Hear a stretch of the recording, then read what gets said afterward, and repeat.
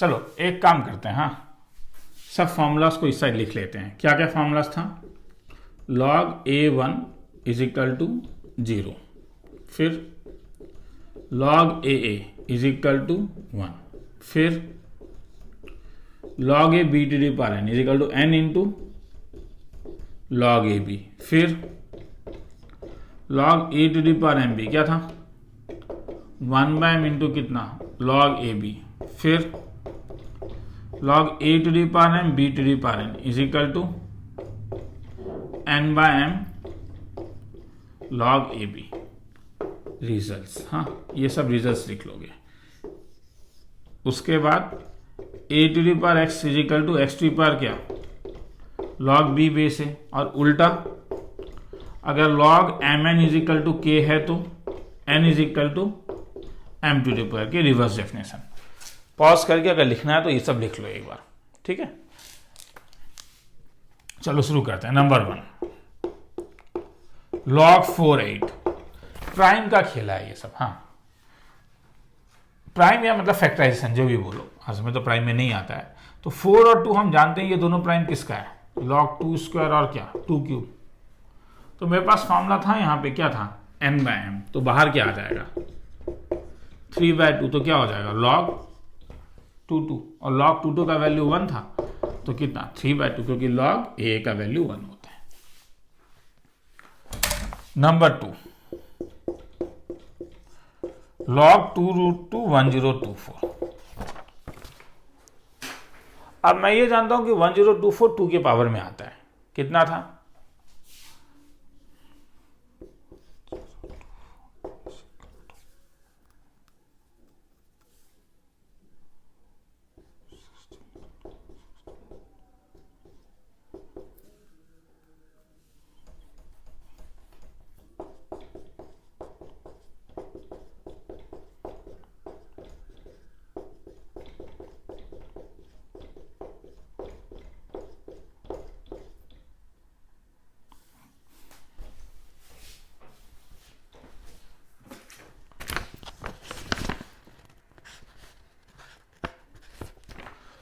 कितना था? 2 to the power 10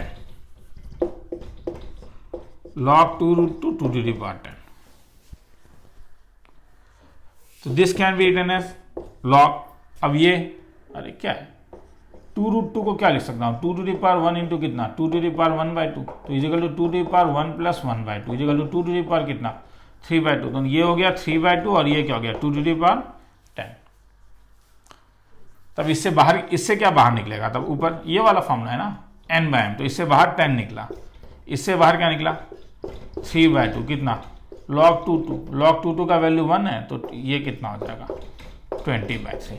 लिखना है तो लिख लो। थर्ड वाला log 1/49 343। तो 49 और 343 7 का है, तो ये log 1/49 मतलब 7 टू दी पावर क्या? -2। 343 तो कितना? 7 क्यूब। तो इससे बाहर क्या निकलेगा? इससे बाहर 3 निकला, इससे बाहर क्या निकला? -2 कितना? log 7 log 7 का 1, तो आंसर कितना है? -3/2। लिखना है तो लिख लो। log 2 - √3 2 + √3। क्या करोगे? तुम बोलोगे सर यहां प्राइम कैसे देखेंगे? पर यहां पे तुम्हें कुछ ऑब्जर्व करना होगा, हाँ, कि 2 - √3 इंटू 2 + √3 जो होता है वो 2 स्क्वायर - √3 का होल स्क्वायर, नहीं क्या? e + c into e - c क्या फॉर्मूला था? a + b into e square minus कितना? c square. तो 4 - 3 इज इक्वल टू कितना? 1। मतलब 2 + √3 को तुम 1/2 - √3 लिख सकते हो। ये इसका रेसिप्रोकल है। तो रेसिप्रोकल होने के कारण ये log ऑफ 2 - √3 और 2 + √3 के बदले क्या लिख सकता हूँ? 2 - √3। तो ये कितना हो जाएगा? log 2 - √3 2 - √3 whole to the power कितना? -1 1/, वाला समझ में आ रहा है ना?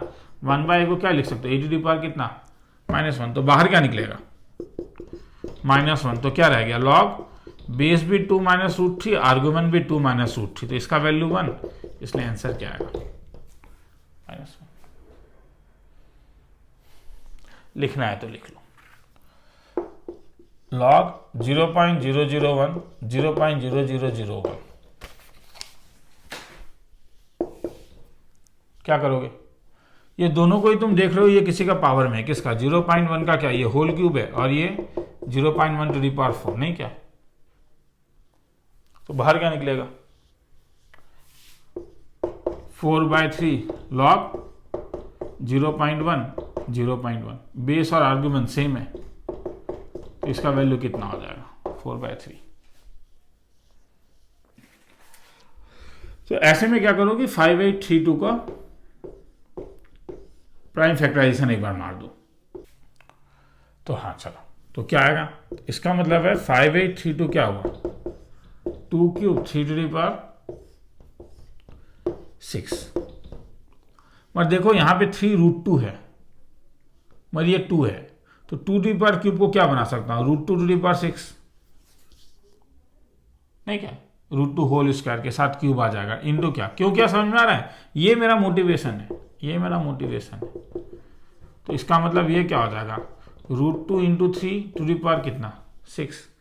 तो जो एक्सप्रेशन है वो क्या है? log 3√2 5832, मगर 5832 के बदले क्या लिख सकते हो? log 3√2 whole to the power कितना? 6। तो बाहर क्या निकलेगा?